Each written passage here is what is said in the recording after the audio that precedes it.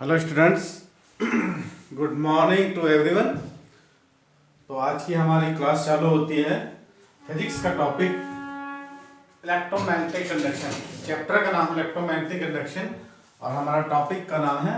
इसमें दो चीज देखेंगे। सेल्फ इंडक्शन हमने पढ़ा था, म्यूचुअल इंडक्टेंस भी पढ़ा था, फैराडेस लॉ, लेंज लॉ, इस तरह चैप्टर को हम कंप्लीट करते आए हैं। अब जो सेल्फ इंडक्शन हमने पढ़ा था, जिसको हम किससे रिप्रेजेंट किए थे, एल से, और इसकी यूनिट क्या थी, हेनरी। ओके, क्या कहा मैंने?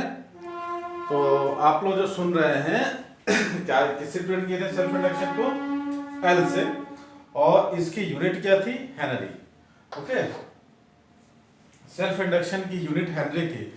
तो जैसा मैंने लिख दिया है टॉपिक पे, थोड़ी सी व्यवस्था जमाना पड़ता है बेंच टेबल का, तो सॉरी फॉर। तो calculation the coefficient of self induction, क्या लिखा मैंने? Calculate the coefficient of self induction. तो सेल्फ इंडक्शन होता क्या है? सेल्फ इंडक्शन हमने बताया था कि अपने ही अंदर जब करंट की वैल्यू चेंज होती है, जब किसी भी कॉइल में, किसी भी सॉलोनॉइड में जब करंट की वैल्यू को हम क्या करेंगे, चेंज करेंगे, तो उसके अंदर ही एक क्या होता है, इंड्यूस इलेक्ट्रोमैग्नेटिक फोर्स या इंड्यूस करंट प्रोड्यूस हो जाता है। ये क्या करता है, हर स्थिति में जो करंट जो बढ़ रही है तो उसको बढ़ने नहीं देता है, जो घट रही है उसको घटने, हर स्थिति में क्या करता है, उसका अपोज करता है according to Lenz law. Okay, तो हम आज देखेंगे सोलेनोइड का मैंने बनाया है। तो that solenoid was length is very large compare to its rad, क्या है, दो solenoid whose length is very large as compared to its radius, cross section is known as long solenoid. Okay, लिखना चाहे तो लिख भी सकते हैं, मैंने डेफिनेशन बताया आपको तो सामने आप बताते हैं। The solenoid, that solenoid whose length is very large as compared to its radius of cross section is known as, क्या बोलेंगे, long solenoid. ओके, तो कहने का मतलब है सोलेनोइड क्या होता है, इसके अंदर हम जैसे सोलेनोइड से अंदर कुछ रख देते हैं तो उसकी जो होती है चुंबकनशीलता वो बढ़ जाती है या फिर घट जाती है। तो कहने का मतलब, मैंने बार बार मैं कहने का मतलब बोलता हूँ, सुनो, आपको मत कीजिएगा। तो सेल्फ इंडक्शन के बारे में थोड़ा जानते हैं। एक सोलेनोइड का सेल्फ इंडक्शन कितना होता है, सोलेनोइड का सेल्फ इंडक्शन? जब किसी भी हम सोलेनोइड में करंट फ्लो करते हैं, क्या कहा मैंने, when current flow the solenoid, तो इस करंट की वजह से एक मैग्नेटिक फील्ड प्रोड्यूस होता है। जब किसी सोलेनोइड में हम क्या करते हैं, एक धारा प्रवाहित करते हैं, तो इस धारा के कारण उस सोलेनोइड में एक चुंबकीय क्षेत्र उत्पन्न होता है। तो अब क्या होगा, जब सोलेनोइड मैंने धारा प्रवाहित किया, चुंबकीय क्षेत्र हुआ। अब इस चुंबकीय क्षेत्र की वजह से इसमें क्या होता है, मैग्नेटिक फ्लक्स पास होता है। मैग्नेटिक फ्लक्स को मैंने बताया था, total magnetic line of passing through any surface area. Surface area कुछ भी होता है, सोलेनोइड हो सकता है, सर्कुलर कॉइल हो सकता है।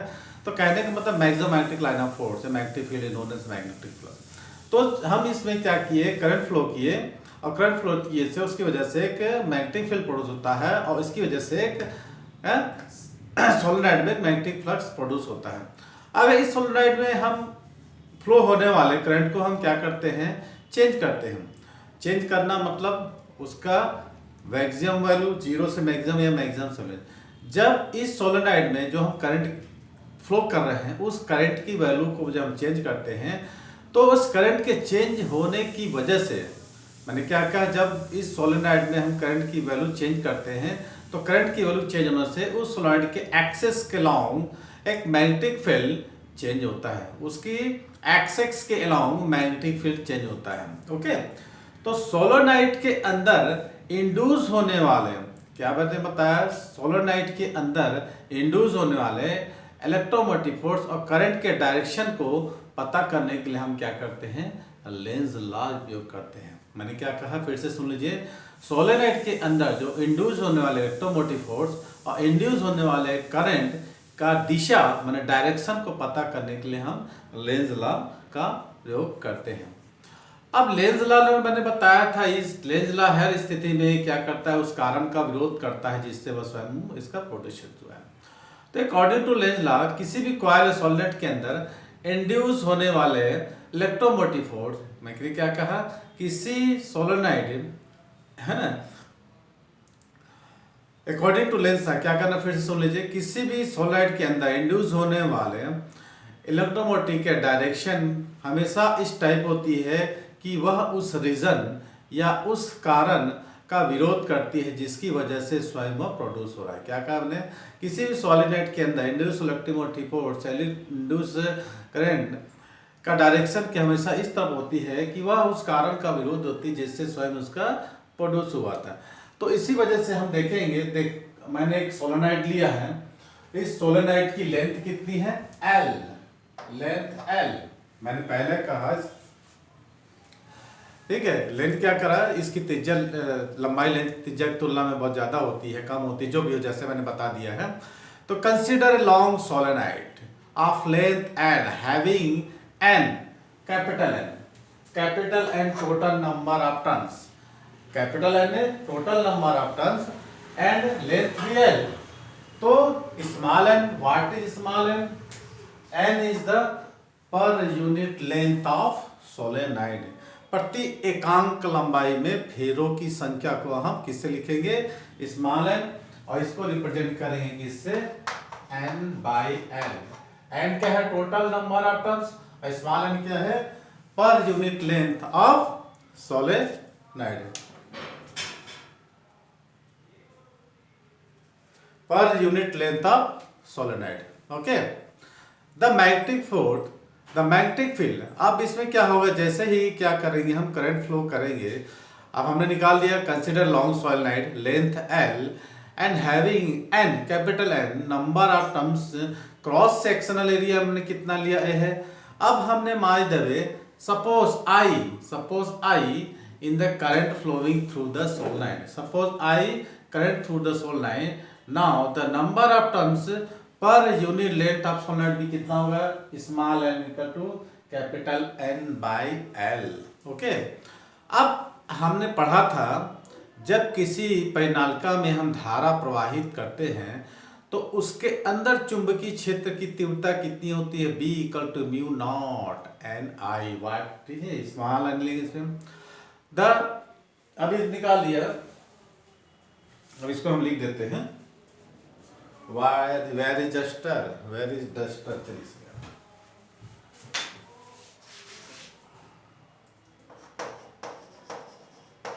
नंबर ऑफ टर्न्स पर unit length n equal to total number of turns of length, ठीक है। If current through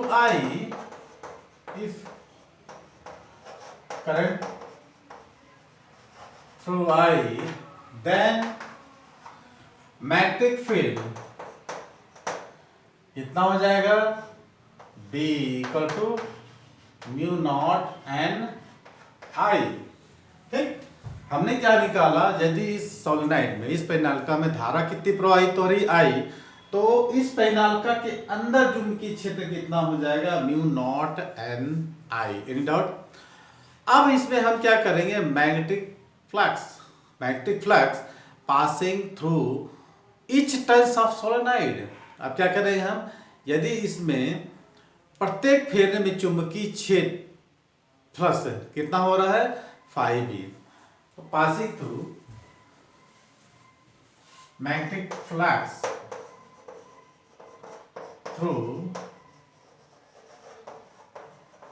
each turns कितना हो जाएगा, ये 5B इक्वल टू BA। अब हम इस B की वैल्यू को इसमें पुट कर देते हैं, कोई दिक्कत नहीं, बहुत आसान सा टॉपिक है, mu naught NI into A।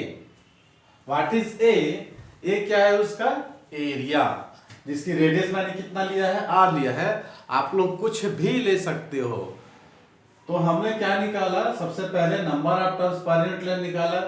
यदि इसमें करंट फ्लो कितना हो रहा I, तो इसके अंदर चुंबकीय क्षेत्र कितना होगा, B is equal to mu naught N I। अब magnetic flux through each turns of coil solenoid कितना होगा, 5B इक्वल टू B, और B की वैल्यू को मैंने इसमें लाके पुट कर दिया। बोले यहां तक समझ में आ रहा है, किसी को कोई दिक्कत? अब हम निकालेंगे क्या, N की वैल्यू, है ना। एन की वैल्यू को हम क्या करेंगे, पुट कर देंगे। एन इक्वल टू कितना, एन कैपिटल एन था, तो हम निकालेंगे इस एन की वैल्यू। एन कितना हो जाएगा, N into L. Now the total number of turns, total number of turns कितना निकालेंगे, total number of turns equal to कितना हो जाएगा, ये इसको क्रॉस मल्टीप्लिकेशन कर दीजिए, तो n इक्वल टू एन, कितना हो गया, n equal to N N. अब इस कंडीशन में मैग्नेटिक फ्लक्स कितना हो जाएगा, इसमें हम यहाँ पर निकाल देंगे। अब मैंने यहाँ रखना भूल गया था ये n, ठीक है,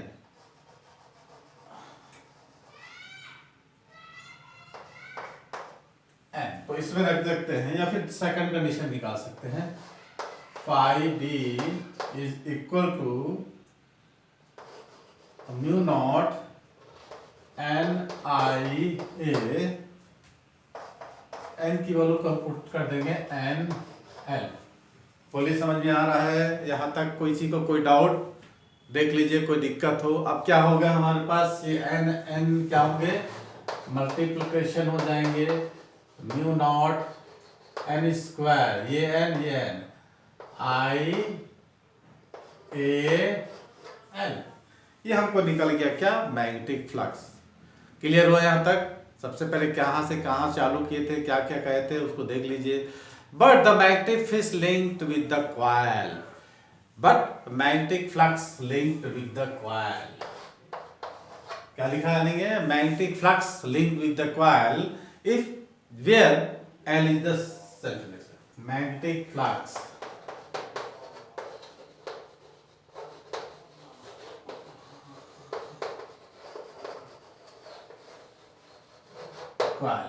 कितना होगा, phi D equal to L I, equation number 2, ठीक। Magnetic flux link with the coil L I, where L is the coefficient of self induction, जहां एल क्या है, जानते हैं आप लोग, एल क्या है, स्वप्रेरकत्व, स्वप्रेरण गुणांक, दोनों को इक्वल कर देंगे तो ये हो जाएगा म्यू एल आई, लिख दोगे from first and second we get mu naught N square I A L, क्या कैंसिल होगा, आई, तो हमको एल निकल गया क्या, mu naught N square A L. Clear हुआ यहाँ तक। अब हम चाहे तो इसकी वैल्यू को फिर से पुट कर सकते हैं, एन की वैल्यू कितनी हो जाएगी, N by L, L equal to कितना हो जाएगा, mu naught N by L, ये एल स्मॉल था, हमने कैपिटल लिख दिया, whole square into L, A equal to क्या हो जाएगा, पाई आर स्क्वायर लिख सकते हैं, पाई आर स्क्वायर, तो ये एल एल कैंसिल हो जाएगा, mu naught N square pi R square upon L, ये हमारा क्या निकल गया, coefficient of self induction of long solenoid. अब किस पर डिपेंड कर रहा था, सबसे पहले डिपेंड कर रहा था cross section area. Cross section area means A, जिसको मैंने ये पाई आर स्क्वायर लिखा है, ये क्या हो जाएगा, दैट इज इक्वल टू ए। सबसे पहले डिपेंड है number 1, L is the direct proportion to A, means more area, large the area of the cross section, क्या लिखे, large the area of cross section of the solenoid, large the area of the large the area of the cross section of the solenoid, larger is the self induction। कहने का मतलब होता है कि जितना ज्यादा एरिया होगा उतना ही ज्यादा उसका क्या हो जाएगा, स्वप्रेरकत्व या स्वप्रेरण गुणांक। थोड़ा सा शांत रहिए उधर, थोड़ा शांत रहिए उधर, पढ़ा रहे, ठीक है। जितना ज्यादा क्या होगा, एरिया होगा, उतना ही ज्यादा उसका क्या हो जाएगा, स्वप्रेरण गुणांक। यदि हम इसके अंदर, इस कॉइल के अंदर कोई हम क्या करने, तो इसकी कंडीशन हो जाएगी दूसरा चुंबकशीलता का, तो L is the directive to कितना हो जाएगा म्यू। और थर्ड कंडीशन हो जाएगा इसके लेंथ पर, जितना ज्यादा लेंथ होगा उतना ही ज्यादा क्या होगा उसका कम होगा फेरों की संख्या में। फेरों की संख्या बढ़ाने पर 100 प्रेरित में बढ़ेगा। परिनालिका की यदि लंबाई हम बढ़ाते हैं तो 100 प्रतिशत कम हो जाता है। देखिए थर्ड कंडीशन है L is the inversely proportional to L। यदि हम इसको बढ़ाना चाहते हैं सेल्फ इंडक्शन, तो इसकी वैल्यू L की वैल्यू कम आना चाहिए। यदि L की वैल्यू कम होगी तो 100 प्रतिशत बढ़ेगा, L की वैल्यू ज्यादा होगी तो 100 प्रतिशत का मान कम हो जाएगा। ये तीन कंडीशन पर क्या कर रहा था, किसी परिणामिका का 100 प्रतिशत डिपेंड कर रहा था, निर्भर कर रहा था। अब इसको हम थोड़ा सा रिविजन करते हैं। ओके, सबसे पहले हम क्या करते हैं, टेक ए लॉन्ग सोलेनोइड, वो लेंथ इज,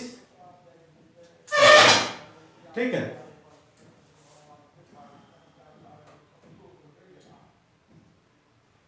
यदि इसके लंबाई से त्रिज्या की तुलना में बहुत L is more less than R, greater than R, sorry। तो ये लॉन्ग सोलेनोइड है, इसकी लेंथ कितनी है A है, क्रॉस सेक्शन एरिया कितनी है A है, और इसकी रेडियस कितनी R रखा है मैंने, और इसकी नंबर ऑफ टर्न्स पर unit length, total number of turns कितना था, कैपिटल N था, तो पर यूनिट लेंथ कितना हो जाएगा N/L, जिसको ये N इक्वल टू ये पर unit length number of turns N/L।